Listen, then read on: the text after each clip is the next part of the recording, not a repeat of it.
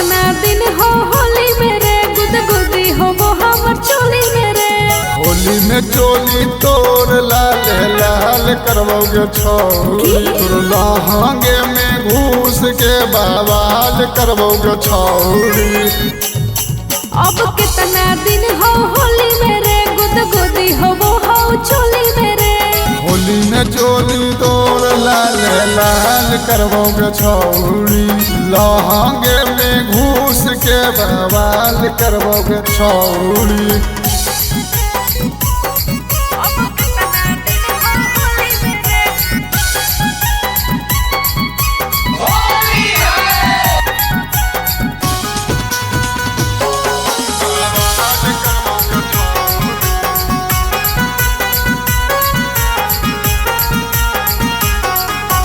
फागुन महीनावा में लागो नहीं मानावा, तोरे खातिर छौड़ा हमर उछलो जो बनावा।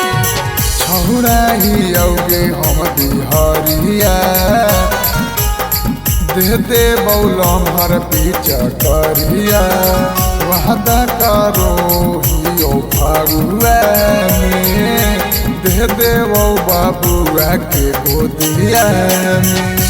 जो जन जैतो घरवा रे निकल देतो बहरवा रे। आगे यूपी नहीं बिहार तोरा बंगाल रखबोगे छौरी, होली में चोली तोर लाल लाल करवोगे छौरी।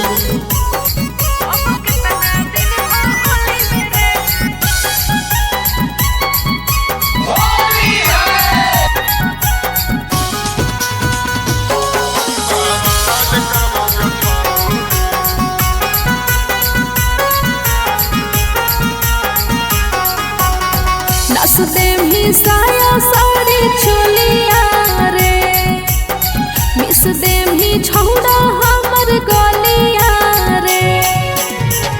आजो ना छौरी हमर टोलिया, कोई नहीं बोला तही के बोलिया। सोना शंकर राजित राजा रे, दे देही हमरा सजा रे। पहले से ज्यादा तोरा ख्याल रखोगे छौरी, होली में चोली तोर लाल लाल करवोगे छौरी। तोर लहंगे में घूस के बवाल करवोगे छौरी।